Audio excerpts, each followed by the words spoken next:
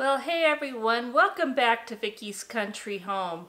It's been a busy day. I'm back in town and trying to catch everything up.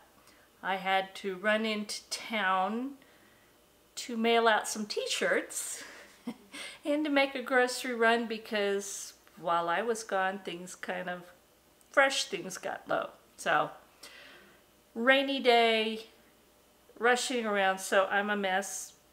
Pardon me, but this is real life. So, while I was in town, they had steaks on sale. And we're going to have a nice steak tonight. It's just Brian and I. Shayna's off house and dog sitting again. And so, we're going to have a nice steak. And I thought it would be nice to have some compound butter on that steak. It just gives it such good flavor. And Brian's going to go out and try and grill, as long as the rain and the wind don't blow it out. But there's a plan B on that, so if that happens, we can still get around it. But I'm going to make compound butter, so I'll show you what I'm going to do. Let's get started. Well, if you've never had compound butter on a steak before, you need to try it. It can be a good steak, it can be a not so good steak, but you sear that meat, you cook it, let it rest, and then you plop this compound butter on it, and oh my gosh, it's really good, and you just can't imagine the flavor. But it's so easy to make, and that's what's really special about it. And I'm using my new little, well, it's the new old little refrigerator dish, one of them that I got in Arkansas. But I'm gonna sort of give you measurements, but really, it's very forgiving, just whatever you put in it. First thing you're gonna do is you let your butter get soft. And mine's been sitting out a little while. But you want to just be able to smash it up good.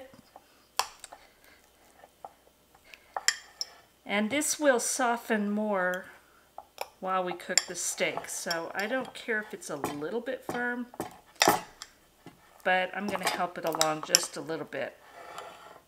And I'm going to set that aside. And we're going to get some garlic. Because of course, I have to have garlic. I just have to. That's like a rule or something.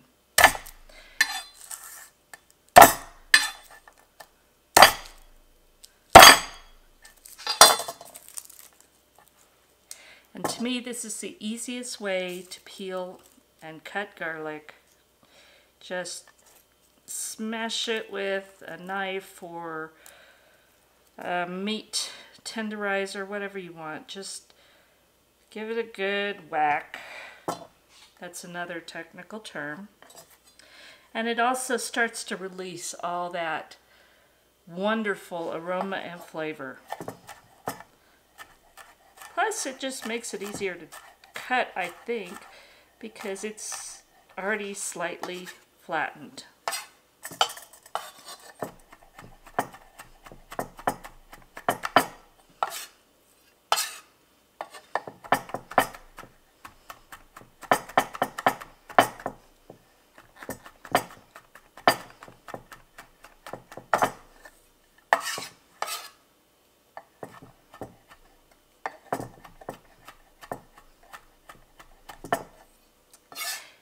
And it doesn't have to be perfect,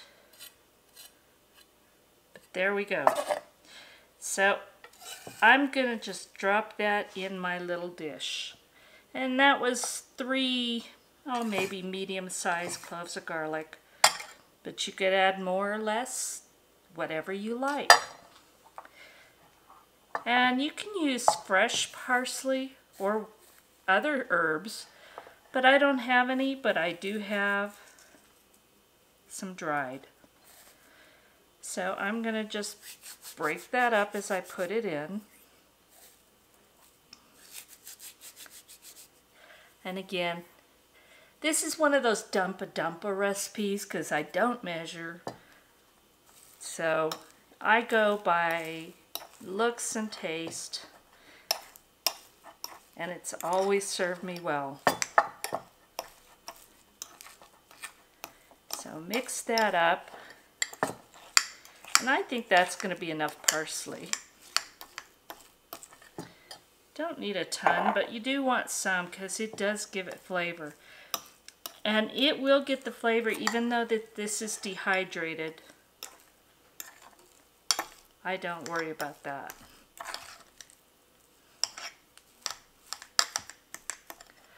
I don't know if you can see. I wish you could smell it. It already smells wonderful. But mix it up. And now you can just add sea salt or whatever kind of salt you like. But when I went to Napa and visited my sister last year, I got this at one of the wineries, and this is porcini sea salt. And it's got porcini mushroom powder in it. And it tastes so good. I don't use this very often. It's kind of a special treat. But when you want something special, you should do it. So I'm just going to mix it up just a little, because these do tend to settle. And that's a 1/4 teaspoon. It's a heaping one. So I'm going to put that in there. And I'll be tasting this, of course, before we use it.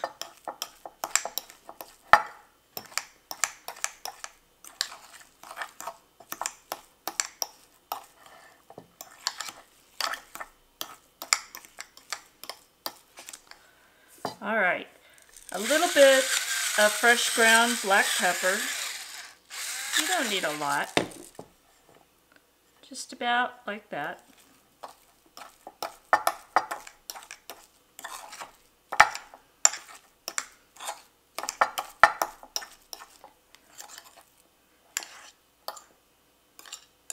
And then once it's mixed pretty well, I'm just going to walk away and let it sit.